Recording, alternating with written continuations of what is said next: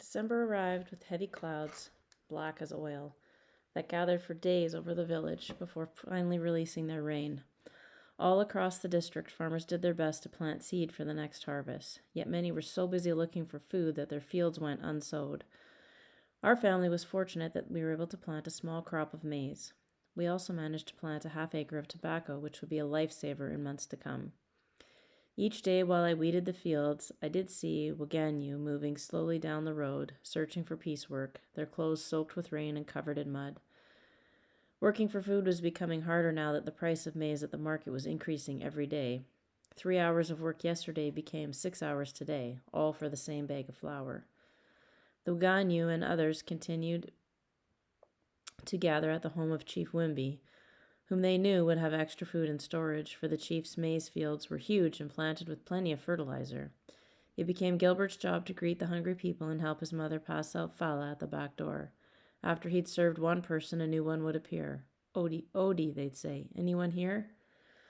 Another one, said Gilbert, this one worse than before. Each day they left Gilbert's and continued down the road toward our house. I imagined my father and me walking beside them, heads toward the ground, scouring the soil. I feared it wouldn't be long. Back at home, our food was nearly gone. Just the previous day, my mother had milled our last pail of grain, and I knew that meant only 12 more meals. When she'd gone, I opened the storage door and peered inside. The empty sack sat in the corner like a pile of dirty clothes for the wash. I tried to imagine what the room had looked like when it was full, when our lives had been normal and fear didn't live inside us, but I couldn't summon the energy to remember. That night, my father called us in the living room. Given our situation, he said, I've decided it's better if we go down to 1 meal per day. It's the only way we'll make it. My sisters and I understood, but still argued over the fine points. If we have only 1 meal a day, when should it be? Asked Annie. Breakfast, said Aisha. I like lunch, shouted Doris. No, my father said, it will be supper. It's easier to keep your mind off hunger during the day, but no person should try to sleep with an empty stomach. We'll eat at night. So starting the next evening, we ate our single meal of the day. Again, my father gathered us all in the living room, making it the first time we'd ever eaten together as a family. In our Chua culture, at least in the village, the daughter never eats with the father, or the son never eats with the mother. It's not considered polite. What if you pass gas in front of your mother? As early as I remember, I'd always eaten with my father and uncles while my mother fed my sisters in a separate room. In our culture, family life follows many rules that have been passed down by our ancestors. Family relations aren't like they are in America, where daughters hug their fathers and sons hug their mothers. If people saw such a thing in the village, they'd wonder, what are their morals? And children respect their elders of the opposite sex no matter what. For instance, if I called my younger sister over and held out 100 kwacha notes saying, run quickly to the shop and get some bread, she'd bow to one knee before taking it. It's like that. So that night in the living room, my father and I sat on the floor with my sisters. A needle can filled with kerosene flickered at the end of the wooden table, sending black soot spiraling through the humidity. My mother came in carrying a basin and pitcher of warm water for hand washing, which is done before and after every meal. My sister Doris went around to each person holding the basin under their hands while pouring with the other. When the hand washing was finished, my mother fetched a large bowl, then lifted the lid. Try to make it last, she said, then joined us on the floor. Instead of the mountain of sema cakes I was so accustomed to, the bowl contained only one gray blob. It didn't even look like food.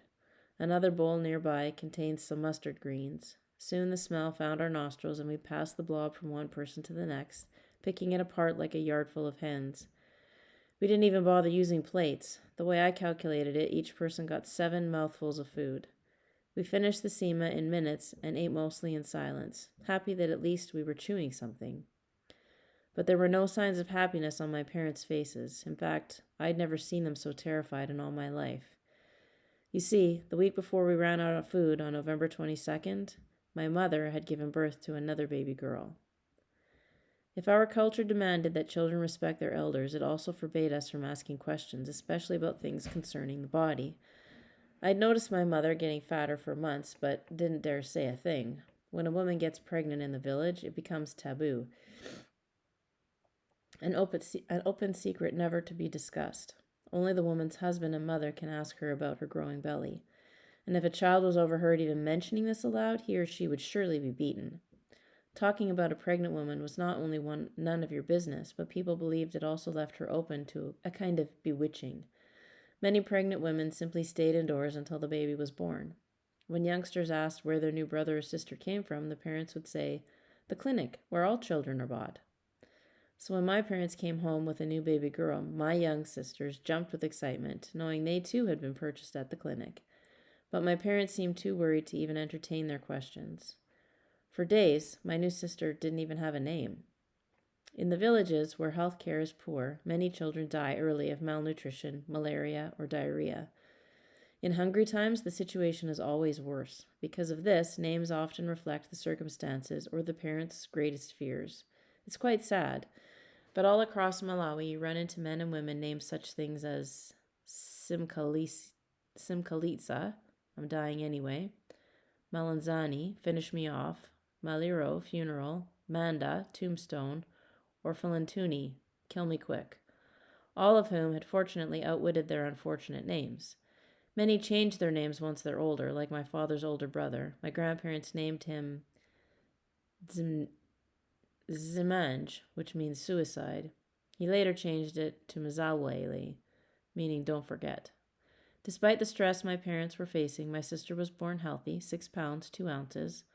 Whether it was due to her good health or a kind of blind faith, as we entered a famine, my parents named her Tiamiki, which means thank God. With only half a pail of flour remaining, I knew it wouldn't be long before we'd join the Waganyu and begin roaming the land. We needed some kind of miracle, or at least a good idea. The next morning, my father announced a brilliant plan, a gamble, a roll of the bones, even riskier than magic. "We're selling all our food," he said. That same morning, Mother took our last bit of flour, mixed it with soy and a bit of sugar, and began baking zigumu cakes to sell in the market. The plan was to jumpstart a small business, take advantage of the scarcity, and live on the profits, if there were any. All day, the smell of sweet cakes filled our compound, invading every room and drifting out into the fields. Several people stopped in the road, maybe hoping for something, and just took in the aroma. Even the birds became brave and gathered in the yard to sing a woeful tune. The smell seemed to enter my body like a spirit, slithering into my empty belly and stretching its legs, using its elbows to get comfortable. It was torture. Normally, my mother let me take the bowl and scrape the remaining batter with my fingers. Leftovers were so cherished that we kids had even given them a name, VP, after Vasipot, Vapasipot, meaning the bottom of the pot. We'd appear in the courtyard as my mother was preparing to wash the pot or give the scraps to the chickens, saying, "Mama, VP?" But this time was different. My mother had scraped away every last drop to use, as if wiping it clean with a sponge. No VP, only the bare pot. That night, my father built a crude stall from a broken table, an iron sheet, and he and my mother positioned it in front of the Iponga barber shop. The next morning, my mother opened for business, selling her cakes for 3 kwacha each. The cakes were heavy and filling and cheaper than the buns and walkmen that were also for sale. If a person had just some small change but not enough to afford a bag of flour, the cakes were the only option. Some days my mother sold out in less than 20 minutes.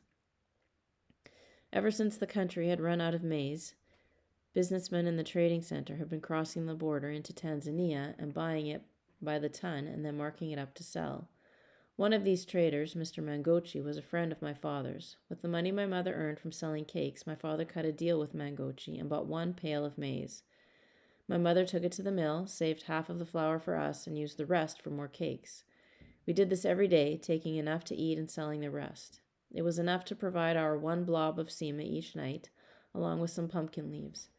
It was practically nothing, yet knowing it would be there somehow made the hunger less painful. "As long as we can stay in business," my father said, "we'll make it through. Our profit is that we live." On a Sunday morning, not long after, when my mother was home preparing her things to sell, she noticed something odd. 2 young men on bicycles were standing in our yard talking with my older sister Annie. My mother had never seen them before, and since my sisters weren't allowed to speak to boys without permission, she went out to investigate. Mama, these are two teachers from the private school in Matama, Annie said. They've come to visit one of their friends down the road. Annie asked if she could escort them. Annie attended the secondary school just across from the private school, so my mother suspected they all knew one another. She agreed, thinking nothing of it, and went off to the trading center. At the time, my father was visiting a friend at a nearby estate, and since it was Sunday, the rest of us had gone to the market. Only my sister Doris, who was 9 years old, stayed behind to take care of the house. When my mother returned home that afternoon, she discovered that nothing had been done to prepare supper. Why isn't there a fire made? She asked Doris. Where's your sister? She's with the men. She's still not back yet? Doris shrugged her shoulders.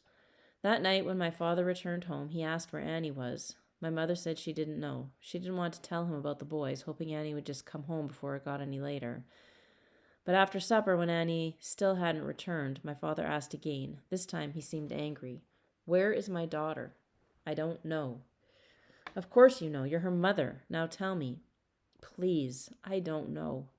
My mother became so worried she took her torch and went looking on the roads. She asked the neighbors, the people coming from the market, but no one had seen Annie. After some hours, she came home in tears and confronted Doris again. What did you see? Where did they go? Frightened, Doris then told my mother the truth. Just before Annie left with the two young men, she had packed a bag. Annie told Doris not to tell. My mother rushed into Annie's room and saw that all her clothing was gone, along with her school bag. The only thing left behind was her school uniform and books. Turning, my mother noticed something sticking out from Tiyamiki's diaper bag, which she kept in Annie's room. It was a note written in Chichewa. I got married to the teacher. I'm safe. Don't worry. My father came into the room and my mother read the note aloud. When he heard this, he flew into a rage. Who is this man? I don't know. Tell me right now who he is. I'll go and find him. I don't know who he is. I could hear my father stomping up and down the yard, his nostrils flaring like an angry ox. I don't dare leave my room for fear he'd whip me just for being there. You're lying. You're hiding her from me. Where is my daughter? Go get my daughter back. You know where she is. I told you, I don't know, my mother said. Annie had just passed her Form 2 exam and was preparing to enter her junior year in high school. My parents had been so proud, bragging to all the relatives and traders in the market. It was common for my father to sit my sisters down and tell them things like, I saw a girl working in the bank in town, and she was a girl just like you. My parents had never completed primary school. They couldn't speak English or even read that well. My parents only knew the language of numbers, buying and selling. But they wanted more for their kids. That's why my father had scraped the money together and kept Annie in school, despite the famine and other troubles. Now she was gone without even saying goodbye. I've lost my daughter and all my money, my father cried. My daughter is a stupid girl. Wait until I find her. But he knew it was too late. He knew Annie was probably staying with her lover that night. Even if the arrangement failed and they didn't get married, my sister had dirtied herself and shamed our family. She could never live at home again, and this crushed my father's heart. The man Annie married was a teacher named Mike. They'd met in Manthama months before and had fallen in love. Mike had actually visited the day before without anyone seeing and told my sister, I'm coming here to pick you up. I don't want you living in this village anymore. The friend had come along as a ruse and taken the bag ahead. That way no one would suspect anything if they saw Mike and my sister together. The two hid for the night at a friend's house at Estate 34, then went to Mike's home in Chisi the following morning. In a normal courtship, if a girl likes a guy enough, she'll ask him to come meet her family. He'll then visit for several weekends in a row. If all goes well and the guy senses he's safe with the family, he'll propose marriage. The girl will say, okay, let me go talk with my uncle. The girl will then speak to her mother about the matter. The mother will talk to the father, who will speak to the wife's brother. The uncle then approaches the groom's uncle and the two men convene. The bride's uncle then names the price of the dowry, usually money, anywhere upwards of 100,000 kwacha or livestock, such as a cow. The bride's uncle will also be given a mouth fee for speaking on behalf of his family. All of this happens before the wedding is even planned. In addition to the dowry, the groom's family also pays for the ceremony and reception, all the food, drinks, transport, spending big if he's any kind of bwana.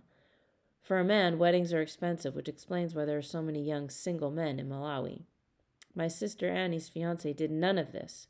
3 weeks after she disappeared, my father received a letter from Mike's parents informing my parents of the marriage and how the couple planned to stay in Nchisi. It then gave instructions on where to collect the dowry, just a few hundred kwacha, of which only half arrived. It would be more than a year before we heard from my sister again. My father's spirit seemed to disappear in the days after my sister left. He was no longer his upbeat, optimistic self, and his laughter was noticeably missing from the compound, as if the wind had come along and stolen one of our houses. He seemed to grow increasingly quiet and sullen, which did little to help our confidence in the face of looming hunger. We were all upset about Annie, but what we didn't admit was that her absence now meant a little more food. With her gone, each person got an extra mouthful at supper. About a week later, my mother was coming home from selling cakes in the trading center when a 30-ton lorry passed her on the road. Its load was covered with tarps. A few traders nearby said it was full of maize and headed for the Admark in Chimama. When my mother got home, she told us the news and called me over. "You will go to Chimama tomorrow. Leave as early as possible." Chimama was 15 kilometers away, so of course I grumbled. "Are you positive it was maize and not fertilizer? Because if... Are you listening to me, boy? You go tomorrow." If my mother was right, this was great news. Maize was now selling for 800 kwacha a pail in the trading center and was sure to increase even more in the coming months. If we could get it cheaper at the Admark, then the extra bag or two would help us a great deal. The next morning, I awoke at 5 a.m., got on my bicycle, and headed for Chimama. I took the shortcuts through the fields to get there faster, but it didn't really matter. The trails were full of people going in the same direction. All of us carried empty flour sacks. "Chimama?" I shouted. "Eh," they answered. The Admark was located in the center of Chimama's trading center, along a gravel road amid a row of white one-story storefronts. The building itself was white with blue trim along the windows, housed behind a wire fence and surrounded by metal sheds that normally held all the grain. I couldn't believe what I saw when I got there. The line stretched from the doors of the Admark all the way down the road, as long as a soccer pitch at least. One line was for men, the other for women, and each became longer by the minute. I parked my bike against the fence and went and took my place.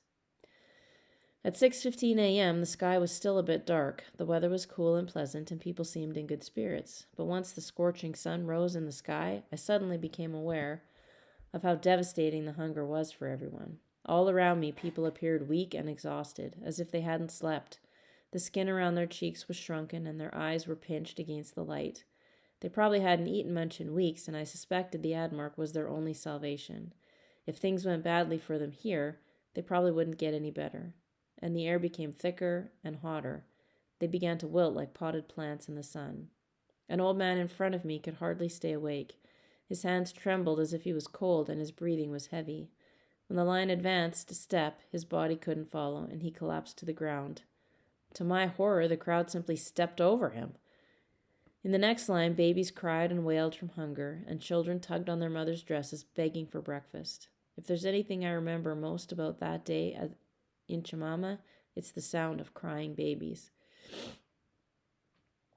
As the morning dragged on, people began selling their places in line. These men had no money, but they had arrived at 3 a.m. and secured a good spot in line. As they neared the building, they turned to the person behind them and said, "Hold my place, eh?" Then walked to the back of the line. They found the person shaking most from hunger, the man whose eyes were dim and dancing in their sockets, and told him, "I'm 10 minutes from the door. You can save my spot in exchange for a little maize on your way out." People jumped at the offer. This happened all day. That morning, my mother had dipped into her inventory and given me a cake for the journey, which had sat like a stone in my empty stomach. But after many hours in line, I became very hungry and weak myself. The heat from the other bodies was like being surrounded in fire. People began smelling bad, and my head felt like a plastic jumbo caught in the wind and drifting into the sun. Even my fingers were sweating. As we inched closer to the door, people became impatient and began pushing. They simply couldn't wait any longer. Someone pushed me so hard from behind that I had to grab hold of the man in front of me just to keep from falling down. Soon people began running from the back and squeezing in front, twisting and squirming into the line like mice under a door. "Hey, stop cutting," people screamed, the hunger straining their voices. "We woke up with the first cock. We've been here all day." But people still kept coming. Everyone knew there was only one truck of grain, and it would run out eventually. The more people cut in line, the more others panicked. Both lines mobbed the front doors. The wave of bodies surged behind me, pinning me against the man in front. I couldn't breathe. I planted my feet to keep from falling, but when I leaned sideways for some air, no more than 3 inches, the man behind me tumbled forward and sparked a chain reaction. 4 men collapsed on top of him, causing a great crash of knees and elbows. Once the dam had broken, the crowds rushed over them to fill the empty space. As the mob swallowed me again, a strange thing happened. Everything went quiet. The screams and moaning of children fell away, along with my own fear. I looked out through the tangle of faces, fingers, and teeth and saw my great reward.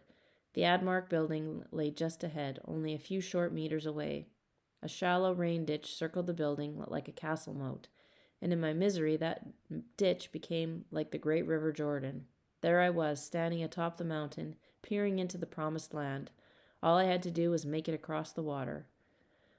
20 minutes later, with a few more surges of the crowd, I felt my feet clear the distance. A second later, I was inside.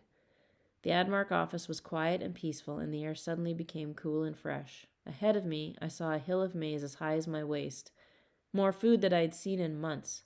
The sight was intoxicating. But just as I stepped inside, I heard more commotion near the door, where I'd just been standing. 2 workers now stood before the crowd and made an announcement. "Ladies and gentlemen," one said, "we're sorry, but we have only 10 bags left." The crowd didn't wait for him to finish. The riot I'd just escaped now exploded into one giant fight. Men used their fists to claw their way forward. I saw a woman fall to the ground and vanish. Another man was dragged to the dirt and trampled. Just near the door, several women carrying infants jumped out of the line to avoid being crushed. These women had been there since sunrise, but by pulling themselves out of the fracas, they had lost their place. I watched them walk away with nothing, wondering if they'd make it through the month. Turning away from the violence outside, I realized it was my turn in line. I had 400 kwacha in my pocket. It was enough to buy 25 kilograms of maize, which was the advertised limit. But now at the seller's table, I was told I could purchase only 20. The price remained the same. "So how much do you want?" the man asked. 20. He gave me a ticket and pointed down the line. At the other end, workers used metal pails to scoop the maize. The men looked muscular and healthy, nothing like the people outside. The worker who measured my maize then cheated me. He filled my pail very quickly, then tossed it onto the scale, causing the needle to bounce wildly from one end to the next. But before it could settle, he whipped it off and emptied it into my sack. "Next!" "But wait, you didn't—" "If you don't like it, you can leave your maize here. There are plenty of people behind you." "Next!" With little else to do, I handed him my money, grabbed my maize, and ran for the door, as if I'd just robbed the place. Despite being cheated, I felt like I was on top of the world, the jackpot winner, but my joy quickly turned to fear as I stepped outside into the mob. A man rushed toward me, shouting, "I'll give you 500 for that." Another pushed him aside. "No, boy, I'll give you 600. I pretended not to listen, concentrating only on strapping the bag to my bike and getting away.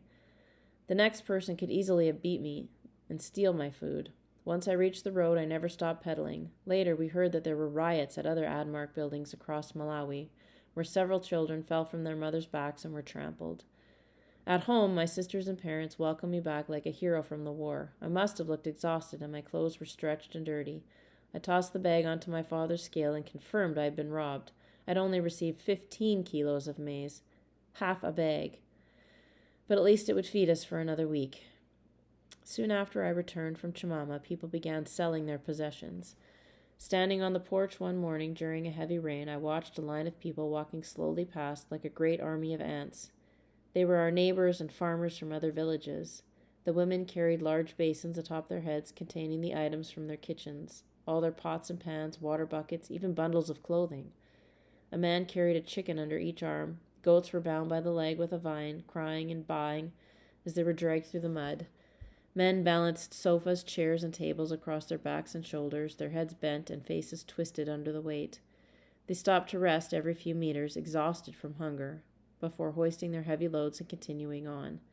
At my feet, Kamba lay spread out on the ground, lazily flipping his tail at the flies that had sought shelter under the porch.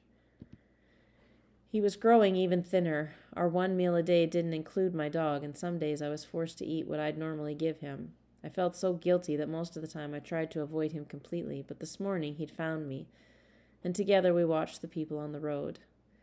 They all seemed to be in a great rush to get somewhere, to unload these worldly items and put something in their stomachs. They hardly seemed to notice the rain, which had become so heavy their bodies blurred into watery spirits. I waited for the rain to taper off, then followed them down the muddy trail to the trading center.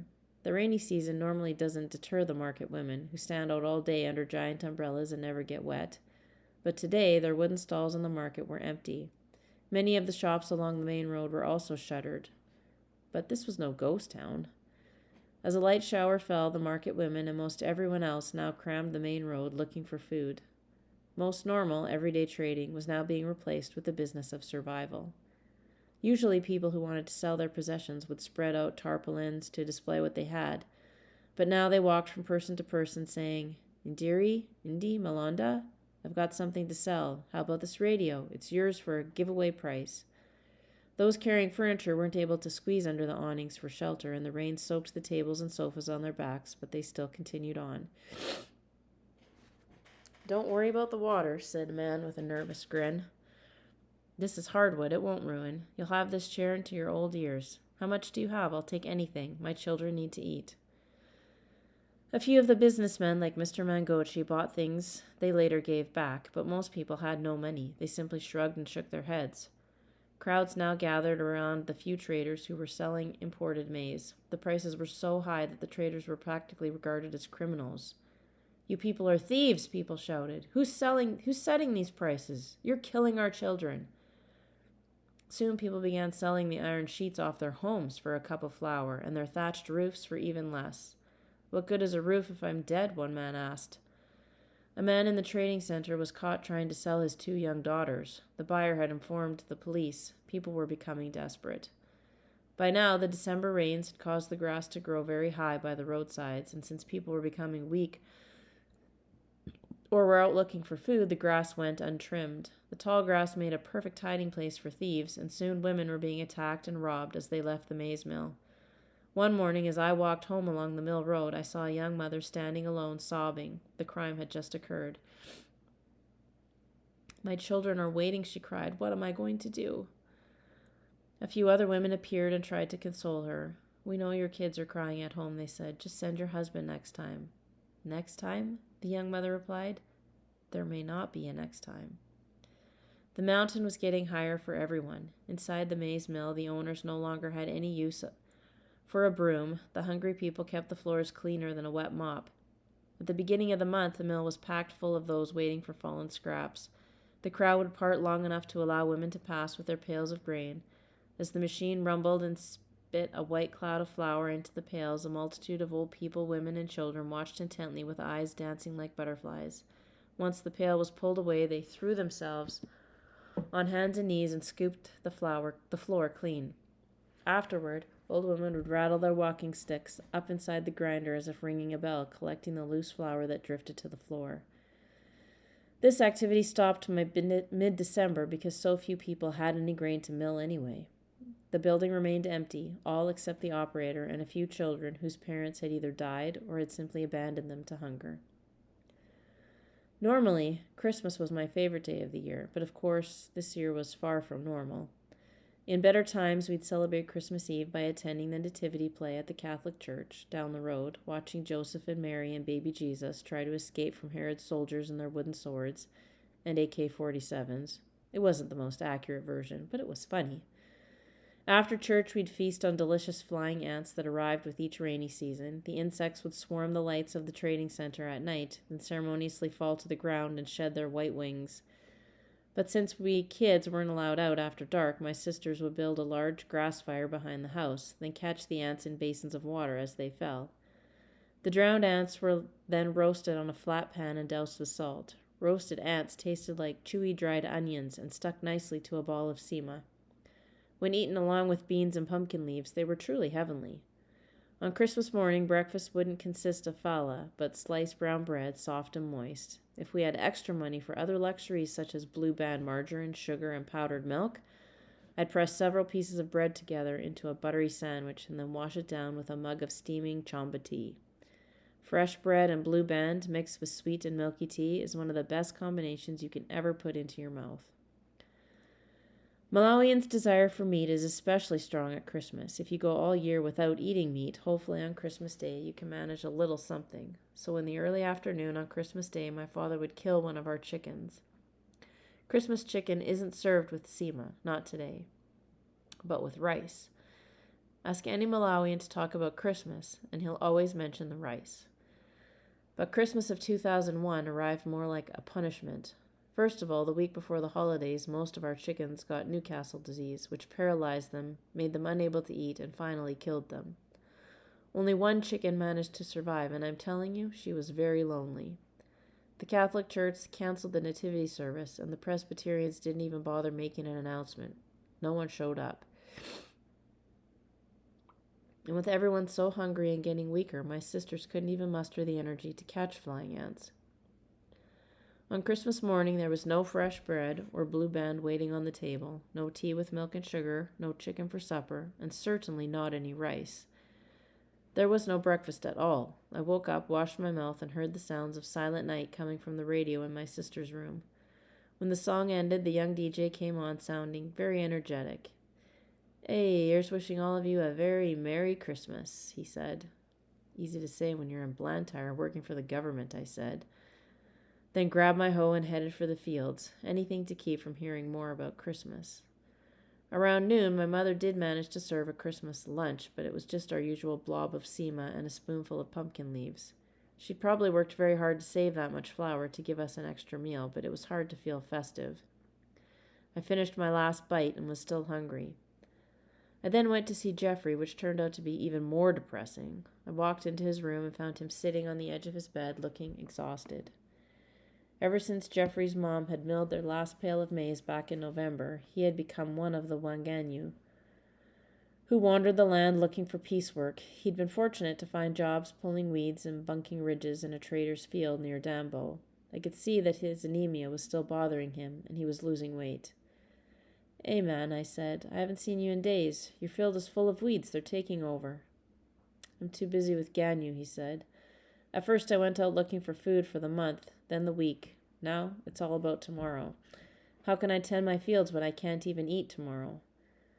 I wanted to help him, but what could I do? I hadn't seen Gilbert in a few days, so I walked down to his house. It was creepy along the trail. Usually on Christmas you'd hear the sounds of music or singing, see families dressed in their best clothes laughing as they made their way to the trading center. But the people who walked past today did so slowly, heads down, not even saying hello. About 50 people were scattered under the blue gums outside Gilbert's house when I arrived. The smoke from their cooking fires covered the house in a gray haze. Gilbert was standing in the doorway. "Merry Christmas, eh?" I said. "Not here," he answered, shaking his head. Surely Chief Wimby will have some delicious chicken and rice, I thought. But Gilbert said no. The non-stop procession of souls to his door had taken most of their supply. "It's only sima and beans here, brother," he said, looking disappointed. "How's your father?" I asked. "He greets people when he's feeling well," he said, "but mostly he sleeps and listens to the radio with his cat." My nose then caught the smell of something terrible on the breeze. It made my lips curl. "What is that?" I said. "Oh, the people aren't even bothering with the latrine anymore. Now they're just defecating in our trees. Be careful where you walk." "Yeah, for sure." With Gilbert busy with the hungry people and Jeffrey not feeling well and doing Ganyu, I went to the clubhouse to see what my cousin Charity was doing. I knocked on the clubhouse door and Charity let me inside. He had a small fire going in the pot. His roommate, Mizek, was nowhere around. "It's Christmas," I said, "and I haven't eaten a thing." He said, "Yeah," I said, "I'm hungry too." The two of us began thinking of ways to get food. The mangoes were all gone, so we couldn't steal those. The traders in the market wouldn't dare part with any flour, and we weren't hungry enough to crawl outside their shops and dig for stray kernels in the dirt. Not yet, anyway. "We need meat," Charity said. "I can't go to sleep without my Christmas meat." There was a guy named James who ran a mangina stand near the Kenyeye pit, where meat is fried. Mangina is the meat from the head and hooves of a cow or goat, basically head cheese. The butcher splits the head into 3 or 4 parts, then tosses them into a pot of boiling water along with the legs and hoofs. You could come by and eat the tender meat from the leg or have a bite of boiled brain and tongue. The meat from a cow's cheek was also delicious. Charity and I started dreaming aloud. Perhaps James will be generous on Christmas and let us have some. Don't be stupid, said Charity. He'll never do that. He paused for a moment, then said, But he does throw away the skins. Can you eat that? I asked, twisting my face. I'm thinking, why not? What's the difference? It's all meat, right? Yeah, I guess you're right, I said. The hunger had affected our thinking. As we walked to James's stand, we saw that the Kenyaye boys were doing brisk business as usual. Despite the hunger, the wealthy traders were crowded around their stand, chewing on grilled meat, not even swallowing before shoving in a handful of fried chips. A group of villagers were crowded around watching them eat, studying the motions of the traders' hands as they dipped the greasy bits into the salt before popping them into their mouths. Watching them chew, I could feel the salty burn on my own tongue. James's stand was just a bit farther down the road. He was there, as usual, standing above a giant pot boiling on the fire. Getting closer, I could see a delicious goat head and some leg pieces swimming around inside. I wanted to leave immediately. Hey, James, said Charity. William and I are making a Christmas drum for the children in the village. Can you part with one of your skins? James looked up from his pot. That's a good idea, he said, then turned around and nodded toward a mound of something on the ground. It was heaped atop a black plastic jumbo and crawling with flies. I have this goat skin, he said. I was going to throw it away, but you can take it.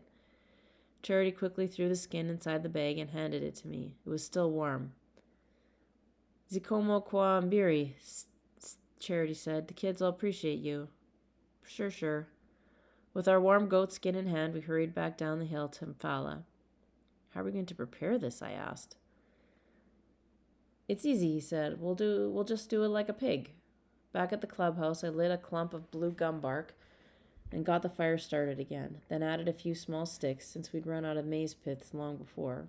When the fire was strong and hot, Charity and I held the corners of the skin and stretched it flat over the flames. Soon the heat was singeing the hair, curling it black. Normally this would make a terrible stench, but now in my hunger all I smelled was cooking meat. Once the hair charred and curled, we took our knives and scraped it off the hide. We did this again and again until we were sure it was properly cleaned. We cut the skin into small cubes and threw them into a pot of water. For good measure, Charity even made me sneak into my mother's kitchen and steal a handful of soda. It's how women make their beans cook faster, he said. I'm thinking it works with skin, too. We let the skin boil for over 2 hours, adding more water, salt, and soda. After 3 hours, a thick white foam had collected on top. Charity took his knife and fished through the froth, pulling a piece of steaming hide. It was gray and slimy. Charity blew on it for a few seconds, then shoved it in his mouth. He struggled to chew, his jaws working hard, then finally swallowed. How is it? I said, my mouth watering. A bit tough, he said, but we're out of firewood. Let's eat. We fished the pieces out of the pot and grabbed them with our fingers. The skin was sticky as if covered in scalding glue. I put the first piece in my mouth and breathed in, feeling the heat of hot food rush into my stomach and lungs. I chewed and chewed. The juice from the skin seeped out of my mouth and caused my lips to stick together. With each chew, my lips sealed shut. Merry Christmas, I said, struggling to speak. Just then I heard a clawing sound at the door, then a soft whine. I threw open the door and found Kamba. He must have smelled the Christmas meat all the way from my room and came limping over. His bony frame was hunched and tired, but his tail was wagging as fast as ever. I was glad to see him. Give some to that dog, Charity shouted. It's dog food we're eating anyway. For sure, I answered, then turned to Kamba. Let's get you something to eat, chap. I'm sure you're starving. I tossed up a piece of slimy skin, and to my surprise, Kamba leaped onto his hind legs and caught it in the air, just like old times. Good boy, I shouted. It took him 1 second to swallow it whole, then he licked his lips and waited for more. I went back inside and brought out 2 giant handfuls of hide. After slurping up every piece, the life seemed to return to his body. He blinked his eyes excitedly and flipped his tail, and making an exception on Christmas, Charity even let Kamba come inside the clubhouse.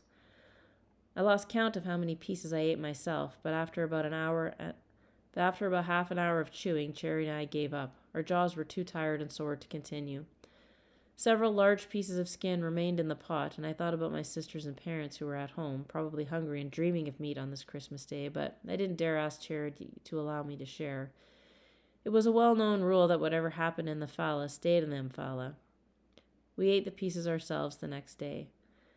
As the sun went down that afternoon, we sat around a dead and smoldering fire, content with the warm feeling of meat in our stomachs, because that's what Christmas was all about, anyway.